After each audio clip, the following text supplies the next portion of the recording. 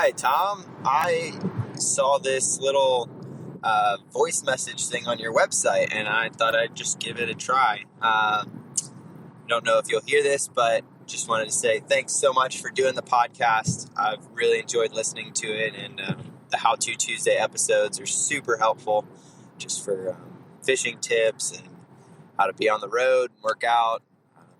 I've appreciated all that information. I had a question on just how you started the podcast. Do you have any story on what made you choose to do a podcast, and what kind of equipment did you use? What did you need to get? Just curious about that. So, yeah, I don't know how you can answer that question, but that's my question. Thanks. Hey, everybody, and welcome to the podcast today. This is How To Tuesday. I'm Tom Rowland, and I'm going to tell you how to start your own podcast. I learned how to start my own podcast the hard way. I just really like podcasts. I like listening to them on long drives. I listen to them when I'm running. I listen to them when I'm working in the yard or doing all kinds of stuff. If I have extra time, podcasts have been a great way to listen and learn a few things here or there. I hope that's what you're getting out of this podcast. If you are like me and you had the desire to start your own podcast, I'm going to tell you exactly how I did mine. First of all, I started out listening to other people's podcasts. If I liked the way they sounded, I checked out their gear. Some of these people have very nice show notes that tell you exactly what they were using. Others, you have to dig a little more. But I'm going to make it really super easy because I wanted it to be easy for me, and I had to dig quite a bit, and I had to go through a few things. My initial setup, I utilized a laptop computer. I utilized some software and also different microphones and separate headsets. This proved to be really difficult, and I often do the podcast by myself. I just sit down with one other person, and often it's in a remote location. And having to look down at the computer for me was just too much. And I lost a podcast. I went and I sat down with a gentleman. I wasted an hour and a half of his time, an hour and a half of my time. And it turns out that I ended up losing the podcast. So I decided I am going to go completely idiot proof, and I'm going to do this in a way that I'm not going to ever lose another podcast. So here's the setup that I use. First of all, I got rid of the computer entirely. I don't use a computer at all in my setup. I bought a Zoom H6 recorder, which has 4 inputs. So I can have 4 headsets, 4 microphones on this particular setup that I have, and it's expandable to 6. So I could have it as many as 6 people on the podcast if I wanted to. And so far, the most that I've had is 4.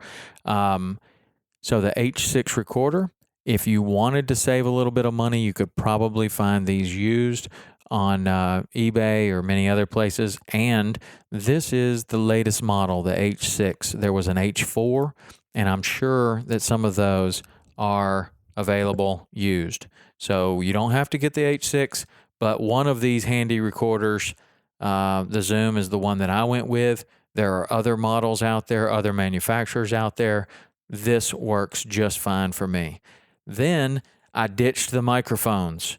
I ditched the separate headsets, and I went together with a headset microphone. I chose the Audio Technica. The one that I like is the BP HS1 model, and I have 4 sets of these.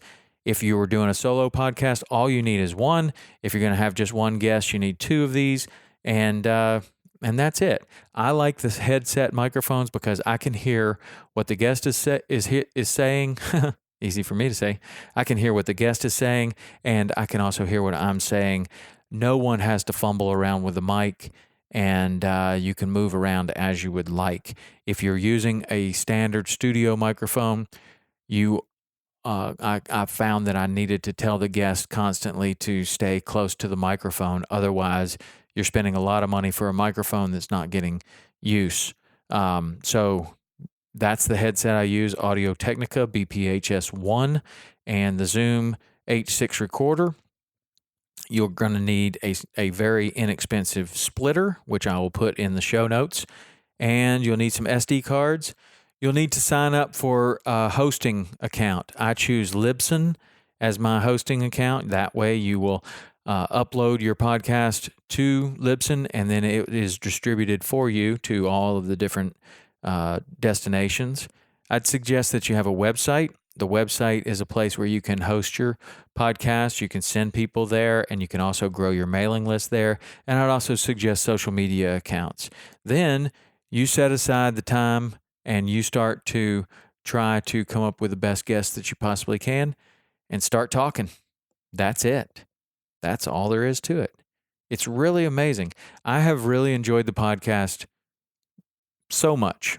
I find that it's just incredible to me that with this little bit of amount of equipment, that somebody sitting at their kitchen table or in their car or wherever can have such a worldwide impact. When I look at my Libsyn account, this podcast is listened to in almost every country in the world. And we have only been going for, 30 weeks, 36 weeks or something like that. And it has been listened to in almost every country in the world. I'm astonished, humbled, and really just amazed that anyone can have that kind of reach. So if you have something that you want to say to the world, the podcast is a great way to do it. And if you want to have your own podcast, many of you have written me emails asking how I did this, what equipment I'm using.